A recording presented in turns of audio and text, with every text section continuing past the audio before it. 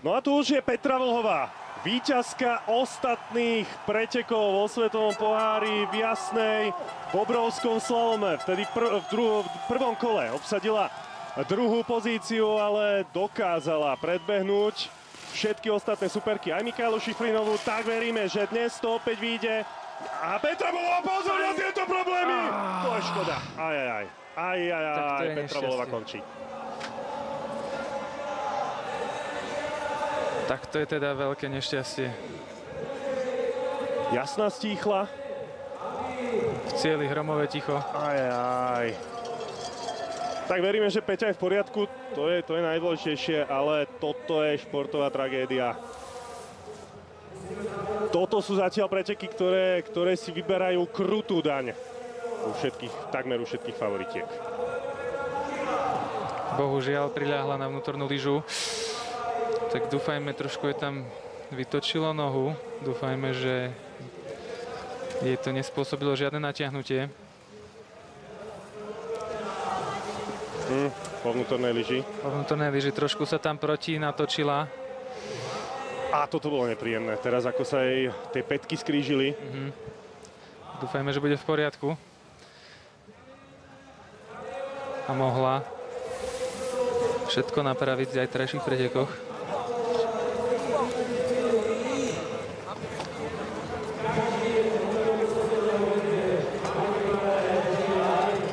Tak toto je naozaj obrovský šok pre všetkých priaznivcov tu v Jasnej. Preteky sú prerušené. No, dúfajme, že Peťa je v poriadku. Ako som spomínal, to je najdôležitejšie. Ona sa tam asi trošku zamotala lyžou alebo lyžiarkou do siete. Tak to je nepríjemný pohľad, veľmi. Zaplnená tá prírodná tribúna, koliesko. Organizátori urobili veľký kus práce, aby pripravili tento kopec. Ale veríme, že aj tak si to diváci užijú, aj keď už bez Petry Vlhovej dnes. O to viac budeme držať palce. Ak sa samozrejme nič vážne nestalo zajtra. Podľa toho pádu by to malo byť v poriadku. Trošku si tam možno sekla lyže. Ale tých lyží má Petra dosť, takže lyže budú najmenší problém. Hlavne nech jej zdravie je v poriadku.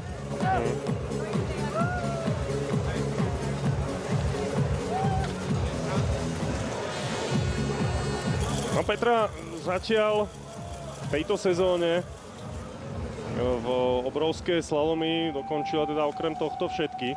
A naposledy sa do cieľa nedostala vo finále, práve keď Federica Brignonejová tiež vypadla. Tak takúto súvislosť osudu sme si naozaj určite neprijali. Ten predošlý záber nevyzeral úplne dobre, pretože stále tam ležala, neviem, či to bolo zo záznamu, alebo to bol priamy prenos. No, to sú asi live zábery toto. Aj teda na Petru, aj na... Lebo ďalej ležala, vôbec sa nepostavila, tak neviem, či ešte tam je zamotaná v tej sieti.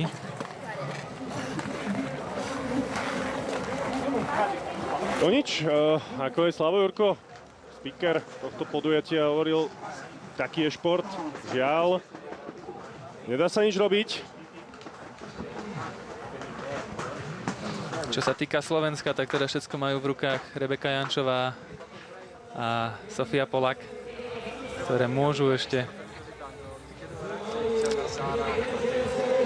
predviesť solidný výsledok. Áno, nabrať hlavne veľa skúseností. Samozrejme, hlavne pre Sofiu Polak, pretože je to pre ňu prémiový štart vo Svetovom pohári. A tie skúsenosti hrajú skutočne vysokú rolu.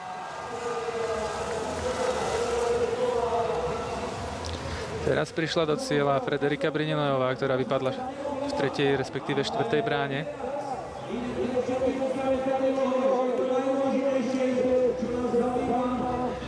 No Petru stále nemáme opätovne na obrazovkách a to je naozaj najdôležitejšie, aby bola v poriadku, lebo tie preteky sú už prerušené dosť dlho. Tak zatiaľ Zatiaľ sú to naozaj šialené preteky. A toto sú hrozné obrázky. Toto sú hrozné obrázky, pretože Petra sa zatiaľ nezdvíha. A išli tam za ňou v sane. To je zlé znamenie. No, ten svetový pohár si žiada naozaj krutú daň v tejto sezóne. Minulý týždeň zranenie Alexisa Pantylota, koniec sezóny. O deň na to Alexander Omotkilde, koniec sezóny. A toto by bolo naozaj... Teraz počujeme aj helikoptéru. No, áno. Tempa cez tú červenú bránu vtedy, v tom momente, tak tamto koleno bolo vo veľmi neprirodzenej polohe. A obávam sa aj horšieho. To roztrhnuté väzy. Dúfam, že nemáš pravdu. Dúfam aj ja. No áno, šport vie byť niekedy naozaj veľmi, veľmi krutý. A ako sa Petre celú kariéru vyhýbali zranenia, ona nemala doteraz žiadne nejaké ťažké zranenie. Áno. Tak osud to asi nejako takto chcel. No nenadarmo sa hovorí, že lyžovanie je taktiež adrenalinový šport. A to platí aj pre obrak a slalom. Pretože samozrejme v jazde tam sú tie rýchlosti nad 100 km za hodinu, tak to je pochopiteľné. Ale na druhej strane tieto technické disciplíny sú práve nebezpečnejšie na tie kolená, pretože tie lyže sú oveľa dynamickejšie, dokážu schovať viacej potenciálnej energie a pri nesprávnom postavení tela dokážu vykopávať. No a potom tie pády sú podobné ako v tom zjazde, jedno či spadneš v rýchlosti 110 km, alebo niekedy v tej pomalšej rýchlosti. Áno. Tam dochádza k väčším rotáciám. A videli sme zranenia aj v obrovskom slalome, napríklad Lukas Broten pred 3 rokmi v Adelbodene, keď tam preletel do cieľa a potom rok na to ani ten záverečný hang si ani nedal, že bál sa proste to ešte raz zajazdiť. V tých rýchlostných disciplínach tie zranenia väčšinou pochádzajú z nejakého nárazu, úderu, či už do sietí, alebo v kompresii na podložku, vzľadovateľovú podložku. Barnabáš Sološ takto vypadol. Teraz pomalený záber Petry Vlhovej. Ľava noha.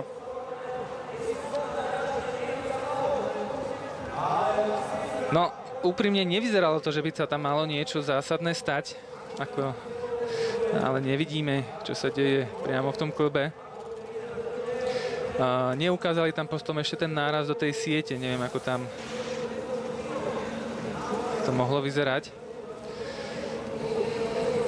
Ešte dokončím. Sološ, Barnabáš,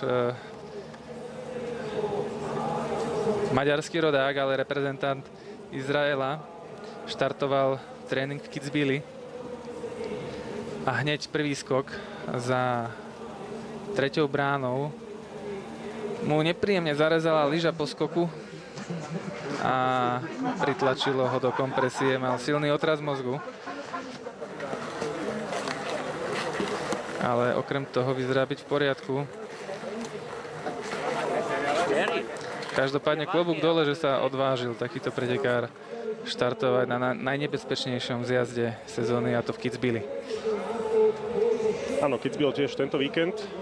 No ale my tu v Jasnej stále sledujeme stav Petry Vlhovej. Toto je úplne tá najčiernejší scenár, aký sa vôbec mohol udiať, keď naša reprezentantka, ktorej fandí tu v Jasnej 20 000 ľudí približne, sa už v úvode prvého kola, verme, že nemám pravdu, ale možno veľmi vážne zranila. Sledoval to aj Marko Porta, viackrát sme ho videli v zábere, ale Petru už balia z tých saní a budú ju asi zvážať do cieľa. No a ako aj Maťo hovoril, tak počuli sme aj vrtuľník. Asi ju budú musieť presunúť nižšie za priehybu Áno. na rovinu, kde bude vrtuľník pristávať.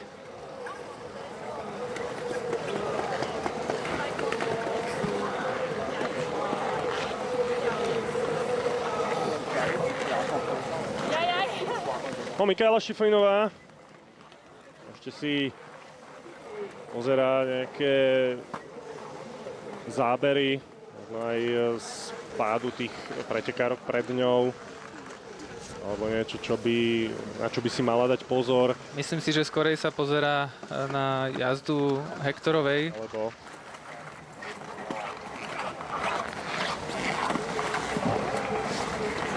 no a mám informáciu, že Sara Hektorová bola pri našom mikrofóne, takže vyspovedal ju Tomáš Hládek. Môžeme si vypočuť, čo povedala. Sarah, so let's sum up your first run. How did you see your ride? I think it was turny. I was a little bit late, but I also felt good some parts. But it was super nice to ski. Snow is so good and it's so beautiful. But now it's like coming here, it's so much people and it's so sad to see Petra crashing and especially getting injured. That's like the worst thing that could happen today for this race. So it's really sad. How was the slope? And also for Petra for sure. I mean, feel so bad for her. How was the slope? Was it some kind of icy, let's say? It's nice. It's super nice. I don't think we could have better conditions. Okay, thank you, Sarah, and good luck in second run. Thanks a lot. No, Sara hovorila, že tie podmienky sú dobré, že je to naozaj výborne pripravené, no a najmä zdôraznila to, ako je veľmi smutná z toho, čo sa stalo Petre, že to bolo práve pred domácimi tribúnami. A mne sa zdá, že Áno, Petra aj kričala už potom, ako padla od bolesti. Ale videl si to narazenie do tej siete, tam jej úplne pretočilo tú nohu, počom v tejto pozícii zostala aj takto ležať. Je to veľké nešťastie pre Slovensko a tieto preteky momentálne. Petra už leží na saniach a horská služba ju zváža na bod, kde si ju prevezmú záchranári z helikoptéry. No ale o to viac teraz musíme Petre fandiť. Presne toto sú práve tie najťažšie chvíle pretekára, keď sa zraní, keď potom príde tá rekonvalescencia, zase aby sa dostal do toho pretekárskeho nasadenia, aby mal taký ten pozitívny mindset, aby nezanevrel proste na to, čo sa stalo, aby nezatrpkol. Takže teraz my, fanúšikovia Petry Vlhovej, určite musíme stáť stále pri Petre a stále ju podporovať, aj keď ju nebudeme vidieť, žiaľ pravdepodobne na svahoch. Vidíme dokedy. Áno, ale Andrej, teraz práve musíme byť myšlienkami. máš nič viac, len pravdu. Pre každého pretekára to obdobie, keď je zranený, keď sa do toho snaží dostať naspäť, tá rehabilitácia, to je jedno z najnáročnejších období, to môžem povedať z vlastnej skúsenosti.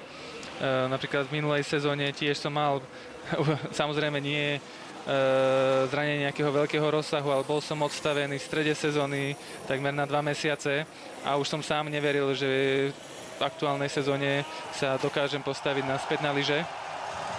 Našťastie nejako sa to podarilo, ale tie 2 mesiace, necelé 2 mesiace boli veľmi depresívne a to isté prežíva každý jeden pretekár, ktorý sa dostáva späť zo svojho zranenia.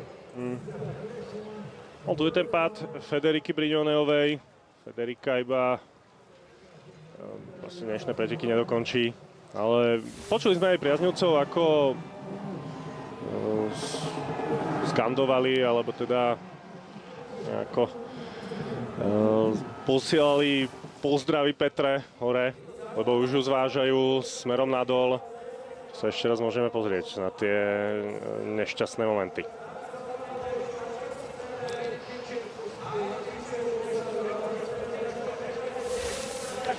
Ešte poviem, že je niečo iné udržiavať si kondičku a niečo iné.